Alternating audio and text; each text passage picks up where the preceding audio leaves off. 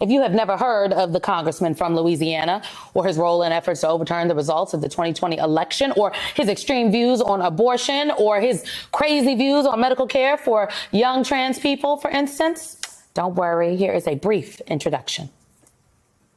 The slates of electors produced under those modified laws are thus unconstitutional. They're invalid on their face. That's just the conclusion that you have to reach. The very subject of this hearing is an outrage. Abortion care, the stated topic today, is of course an oxymoron. Whether it's by scalpel or by social coercion from teachers, professors, administrators, and left-wing media, it's an aggressive attempt to transition the young people of our children, of our country. House Republicans were unanimous in their support of Johnson, even the folks that said they wouldn't vote for Jim Jordan because he wouldn't say that Joe Biden won the 2020 election. Maybe they are just still reeling after 8 members successfully toppled former Speaker Kevin McCarthy. I just want to know how long y'all think this unity amongst the caucus is going to last. Can Speaker Mike Johnson control the raucous caucus? Well, joining me now are 2 former House members from Pennsylvania, former Democratic Congressman Connor Lamb and former Republican Congressman Charlie Dent. Congressman Dent, now what happened here? How did Mike Johnson get the gavel? I think it was simply a matter of sheer exhaustion. They went through 4 or 5 people.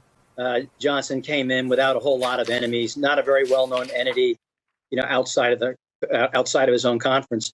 And I think that's simply how Johnson got it.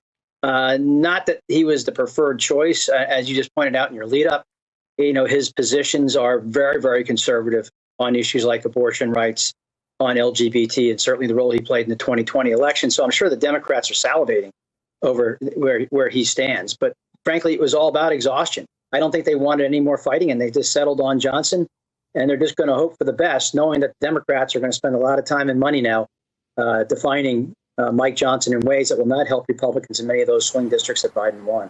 Yeah, Congressman Lamb, this was an ugly battle within the House conference, the Republican conference. How do you think Democrats in the House, and also Democrats that are specifically everyone in the House is up for re-election, so how could they use that to their advantage come 2024?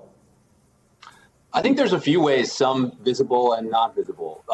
One of the less visible is the fact that Mike Johnson doesn't have the stature to raise funds to support his candidates the way that Nancy Pelosi did, or even that Kevin McCarthy did. So the Republican running in my old district, for example, would really be counting on Mike Johnson to get out there and raise money to support him and allow him to take on an incumbent. Mike he doesn't have the stature for that. It's going to take him too long to try to get to that level.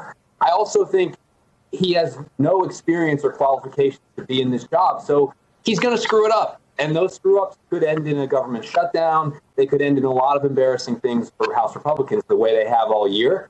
And that's going to make all of their candidates look bad everywhere around the country. I mean, to put a finer point on what the congressman is saying, Congressman Dent, I mean, Mike Johnson has only ever raised $5 million his entire career. To put that in context, Kevin McCarthy transferred $18.7 million of his own campaign cash to House Republicans just this year. So, like, the math is not mathing, as I've been saying. Here's the thing about Johnson. He sounds normal and nice, and he will say the craziest things with just the most mild-mannered milquetoast tone. That might fly in a committee hearing or on a podcast he and his wife used to host, or, sitting on C-SPAN answering calls from the callers in the middle of the day. But what about when it comes time to negotiate? There is a funding deadline coming up. November 17th is right around the corner. Well, no question about that. Yeah, certainly Mike Johnson is moderate in tone, not in his policies. And this is why Mike Johnson is untested.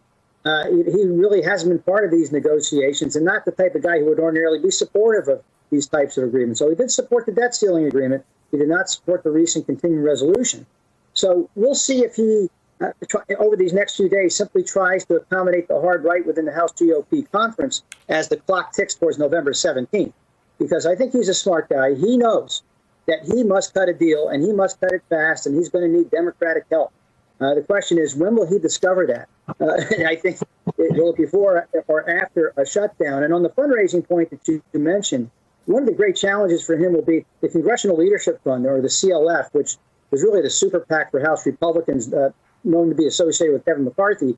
Will that infrastructure transfer over to Johnson seamlessly? I don't know that. And also the C-suite, the corporate suite, is probably going to be a little bit anxious right now because of Mike Johnson's positions on LGBT and especially the election denial.